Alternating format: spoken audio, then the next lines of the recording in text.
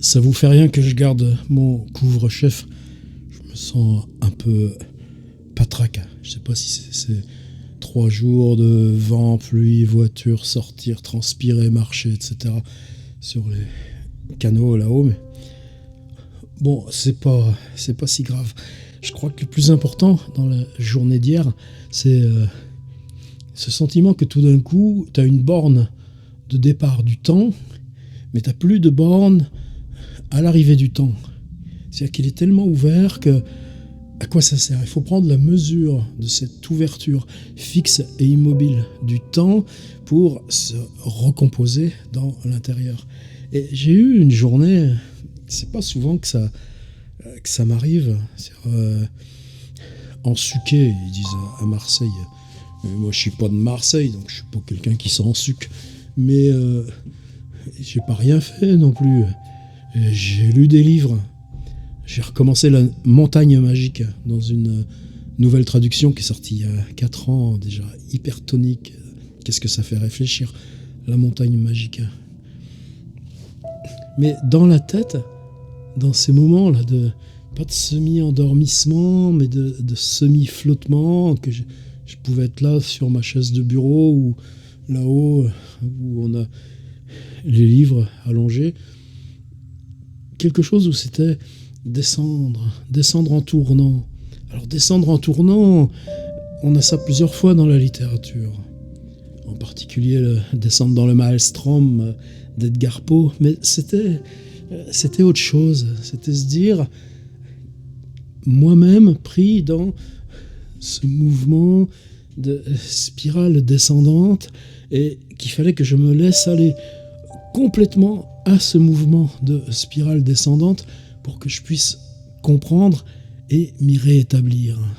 Je ne sais pas si certains d'entre vous ont ces souvenirs autrefois. Oh, il n'y a plus ça maintenant.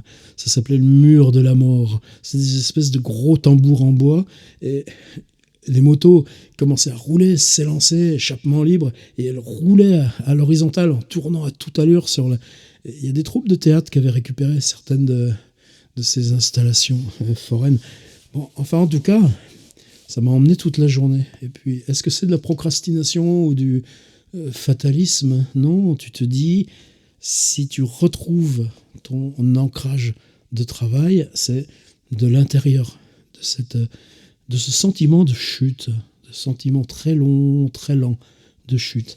Alors, ce qui m'est revenu, c'est Victor Hugo. Alors, cette collection, c'était l'intégrale au seuil, c'est des trucs avec 2 colonnes, écrits tout petit et bien trop petit pour moi désormais.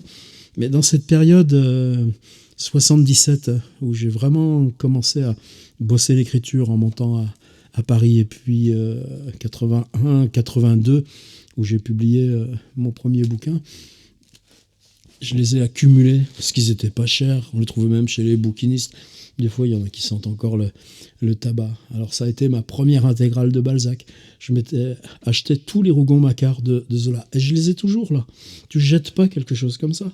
Même si, a priori, tu ne vas pas t'en servir ni jamais les rouvrir. Et au moins, tu as un Victor Hugo complet. Alors, Victor Hugo, poésie, c'est 3 tomes. Poésie 1, poésie 2, poésie 3. Et moi, c'est poésie 3. Hors de la terre 1. Et nox facta est. Et Hugo avait, avant de ce titre, que la nuit devienne un fait, il avait choisi comme titre Avant le commencement. Depuis 4000 ans, il tombait dans l'abîme. Il n'avait pas encore pu saisir une cime, ni lever une fois son front démesuré. Il s'enfonçait dans l'ombre et la brume effaré, seul. Et derrière lui, dans les nuits éternelles, tombaient plus lentement les plumes de ses ailes. Il tombait foudroyé, morne, silencieux, triste, la bouche ouverte et les pieds vers les cieux, l'horreur du gouffre empreinte à sa face livide. Il cria « Mort !» les poings tendus vers l'ombre vide. Ce mot plus tard fut homme et s'appela Caïn. Il tombait. Tout à coup, un roc heurta sa main. Il l'étreignit ainsi qu'un mort étreint sa tombe et s'arrêta. Quelqu'un d'en haut lui cria « Tombe !» Les soleils s'éteindront autour de toi, maudit, et la voix dans l'horreur immense se perdit. Et pâle, il regarda vers l'éternelle aurore. Les soleils étaient loin, mais ils brillaient encore. Satan dressa la tête et dit, levant ses bras, « Tu mens !» Ce mot, plus tard, fut l'âme de Judas.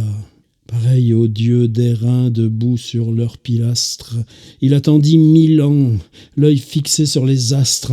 Les soleils étaient loin, mais ils brillaient toujours. La foudre alors gronda dans les cieux froids et sourds. Satan rit et cracha du côté du tonnerre. L'immensité qu'emplit l'ombre visionnaire frissonna. Ce crachat fut plus tard Barabbas. Un souffle qui passait le fit tomber plus bas. La chute du damné recommença, terrible, sombre et percée de trous lumineux comme un crible. Le ciel plein de soleil s'éloignait, la clarté tremblait, et dans la nuit, le grand précipité, nu, sinistre, étiré par le poids de son crime, tombait comme un coin, sa tête ouvrait l'abîme. Plus bas, toujours plus bas, tout à présent le fuyait, pas d'obstacle à saisir en passant, pas un mont, pas un roc croulant, pas une pierre, rien, l'ombre d'épouvante. Il ferma sa paupière, et quand il la rouvrit, 3 soleils seulement brillaient, et l'ombre avait rongé le firmament. Tous les autres soleils étaient morts. Une roche sortait du noir brouillard comme un bras qui s'approche. Il la prit et ses pieds touchèrent des sommets. Alors l'être effrayant qui s'appelle Jamais songea. Son front tomba dans ses mains criminelles. Les 3 soleils, de loin, ainsi que 3 prunelles, le regardaient, et lui ne les regardait pas. L'espace ressemblait aux plaines d'ici-bas. Le soir, quand l'horizon qui s'enfonce et recule, noirci sous les yeux blancs du spectre crépuscule, de longs rayons rampaient au pied du grand banni. Derrière lui, son ombre emplissait l'infini. Les cimes du chaos se confondaient entre elles. Tout à coup, il se vit pousser d'horribles ailes, il se vit devenir monstre, et que l'ange en lui mourait, et le rebelle en sentit quelque ennui. Il laissa son épaule, autrefois lumineuse, frémir au froid hideux de l'aile membraneuse, et croisant ses 2 bras et relevant son front, ce bandit, comme s'il grandissait sous l'affront, seul dans ces profondeurs que la ruine encombre, regarda fixement la caverne de l'ombre. Les ténèbres sans bruit croissaient dans le néant. Opaque obscurité formait le ciel béant et faisant au-delà du dernier promontoire une triple fêlure à cette vitre noire. Les 3 soleils mêlaient leurs 3 rayonnements. Après quelques combats dans les hauts firmaments d'un char de feu brisé, l'on eût dit les 3 roues. Les monts hors du brouillard sortirent comme des proues. « Eh bien, cria Satan, soit je puis encore voir. Il aura le ciel bleu, moi j'aurai le ciel noir. Croit-il pas que j'irai sangloter à sa porte? Je le hais. 3 soleils, c'est assez, que m'importe. Je hais le jour, l'azur, les rayons, le parfum. Soudain, il tressaillit, il n'en restait plus qu'un. L'abîme s'effaçait. Rien n'avait plus de forme. L'obscurité semblait gonfler sa vague énorme. C'était on ne sait quoi de submergé. C'était ce qui n'est plus, ce qui s'en va, ce qui se tait. Et l'on aurait pu dire en cette horreur profonde, si ce reste effrayant d'un mystère ou d'un monde, pareil au brouillard vague où le songe s'enfuit, s'appelait le naufrage ou s'appelait la nuit.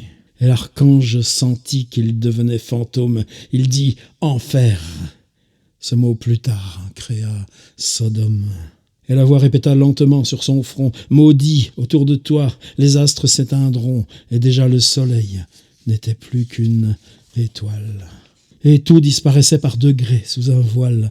L'archange alors frémit. Satan eut le frisson vers l'astre qui tremblait, livide. À l'horizon, il s'élança, sautant d'un faîte à l'autre faîte, puis, quoiqu'il eût horreur des ailes de la bête, quoique ce fût pour lui l'habit de la prison, Comme un oiseau qui va de buisson en buisson, hideux, il prit son vol de montagne en montagne et se mit à courir dans ce bagne. Il courait, il volait, il criait « Astre d'or, frère, attends encore, Jacques court, ne t'éteins pas encore, ne me laisse pas seul. » L'étoile, maintenant, n'était qu'une étincelle. Le monstre de la sorte franchit les premiers lacs de l'immensité morte, d'anciens chaos vidés qui croupissaient déjà et dans les profondeurs lugubres se plongea. L'étoile maintenant n'était qu'une étincelle. Il entra plus avant dans l'ombre universelle, s'enfonça, se jeta, se rua dans la nuit, gravit les monts fangeux dont le front mouillé, lui, et dont la base au fond des glauques chancelle, et tremblant, regarda devant lui. L'étincelle n'était plus qu'un point rouge au fond du gouffre obscur. Comme entre deux créneaux se penche sur le mur l'archer, quand son donjon le crépuscule gagne farouche, il se pencha du haut de la montagne et sur l'astre, espérant le faire étinceler. Comme sur une braise il se mit à souffler, et l'angoisse gonfla sa féroce narine. Le souffle qui sortit alors de sa poitrine est aujourd'hui sur terre et s'appelle ouragan. À ce souffle, un grand bruit troubla l'ombre. Océan, qu'aucun être n'habite et qu'aucun feu n'éclaire. Les monts qui se trouvaient près de là s'envolèrent. Le chaos monstrueux, plein d'effroi, se leva et se mit à hurler « Jéhovah, Jéhovah !» L'infini s'entr'ouvrit, fendu comme une toile. Mais rien ne remua plus dans la lugubre étoile, et le damné, criant « Ne t'éteins pas, j'irai, j'arriverai », reprit son vol désespéré, et les glaciers mêlés aux nuits qui leur ressemblent se renversaient ainsi que des bêtes qui tremblent, et les noirs tourbillons et les gouffres hideux se courbaient éperdus, pendant qu'au-dessus d'eux, volant vers l'astre ainsi qu'une flèche à la cible, passaient, fauve et hagard, se suppliant terrible. Et depuis qu'il a vu ce passage effrayant, l'âpre abîme, effaré comme un homme fuyant, garde à jamais un air d'horreur et de démence, tant ce fut monstrueux de voir, dans l'ombre immense, voler, ouvrant son aile affreuse loin du ciel, cette chauve-souris du cachot éternel. Il vola 10 000 ans. Pendant 10 000 années, tendant son cou livide et ses mains forcenées, il vola sans trouver un fait où se poser.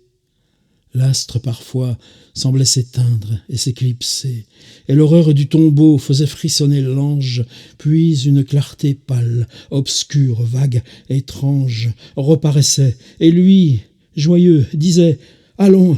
Autour de lui passaient les oiseaux aquilins. Il volait, l'infini sans cesse recommence, son vol dans cette mer faisait un cercle immense. La nuit regardait fuir ses horribles talents, comme un nuage sent tomber ses tourbillons, il sentait s'écrouler ses forces dans le gouffre. L'hiver murmurait « Tremble !» et l'ombre disait « Souffre !» Enfin il aperçut au loin un noir sommet, que dans l'ombre un reflet formidable enflammait. Satan, comme un nageur, fait un effort suprême, tendit une aile onglée et chauve, et spectre blême, haletant brisé là, et de sueur fumant, il s'abattit au bord de l'âpre escarpement. Le soleil était là, qui mourait dans l'abîme.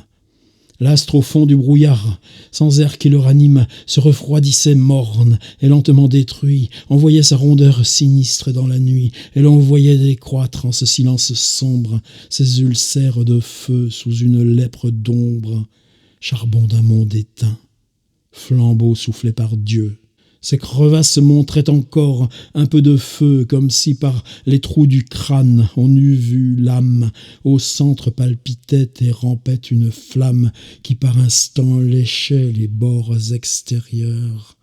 Et de chaque cratère Il sortait des lueurs qui frissonnaient ainsi que de flamboyants glaives et s'évanouissaient sans bruit comme des rêves. L'autre était presque noir. L'archange était si las qu'il n'avait plus de voix et plus de souffle, hélas. Et l'astre agonisait sous ses regards farouches. Il mourait, il luttait avec ses sombres bouches. Dans l'obscurité froide, il lançait par moments des flots ardents de blocs rouges, des monts fumants, des rocs tout écumants de sa clarté première, comme si ce géant de vie et de lumière, englouti par la brume où tout s'évanouit, n'eût pas voulu mourir sans insulter la nuit et ainsi cracher sa lave à la face de l'ombre. Autour de lui, le temps et l'espace et le nombre, et la forme et le bruit expiraient en créant l'unité formidable et noire du néant. Le spectre rien levait sa tête hors du gouffre. Soudain, du cœur de l'astre, un âpre jet de soufre, pareil à la clameur du mourant éperdu, sortit brusque, éclatant, splendide, inattendu, et découpant au loin 1000 formes funèbres, énormes, illumina jusqu'au fond des ténèbres les porches monstrueux de l'infini profond. Les angles que la nuit et l'immensité font apparurent, Satan égaré, sans haleine, la prunelle éblouie de cet éclair pleine, battit de l'aile, ouvrit les mains, puis tressaillit et cria « Désespoir, la voilà qui pâlit !» Et l'archange comprit, pareil au mât qui sombre, qu'il était le noyé du déluge de l'ombre. Il reploya ses ailes aux ongles de granit et se tordit les bras, et l'astre s'éteignit. Or, près des cieux, au bord du gouffre où rien ne change, une plume échappée à l'aile de l'archange était restée et pure et blanche frissonnait. L'ange, au front de qui l'aube éblouissante naît, la ville a pris et dit, l'œil sur le ciel sublime, « Seigneur, faut-il qu'elle aille, elle aussi, dans l'abîme ?» Dieu se tourna, par l'être et la vie absorbée, et dit, « Ne jetez pas ce qui n'est pas tombé. » Entre noir du passé, porche de la durée, sans date, sans rayon, sombre et démesuré, cycle antérieur à l'homme, chaos, cieux, monde terrible et plein d'êtres prodigieux, aux brumes épouvantables où les pré-adamites apparaissent debout dans l'ombre sans limite. Qui pourrait vous sonder, gouffre, temps inconnus? Le penseur qui, pareil aux pauvres, va pieds nus, par respect pour celui qu'on ne voit pas, le mage fouille la profondeur, et l'origine et l'âge. Creuse et cherche au-delà des colosses plus loin, que les fêtes dont le ciel d'à présent est témoin arrivent en pâlissant aux choses soupçonnées et trouvent en soulevant des ténèbres damnées et des couches de jour, de monde, de néant. Et c'est ainsi que songe au fond des nuits le sage, dont un reflet d'abîme éclaire le visage. Avec ça, j'ai rempli ma journée d'hier. Et savez-vous quoi? Cette chose de descendre en tournant, lentement, lentement, avec des figures qui se recomposent sur les bords, mais que tu ne peux pas encore fixer, attraper, saisir, ça a duré toute l'insomnie de la nuit. J'ai beaucoup hésité à dire, tu le continues ton édito, ou là, tu as le droit de mettre un joker à pause, parce que c'était ça, quoi. Alors tant pis, c'est ça.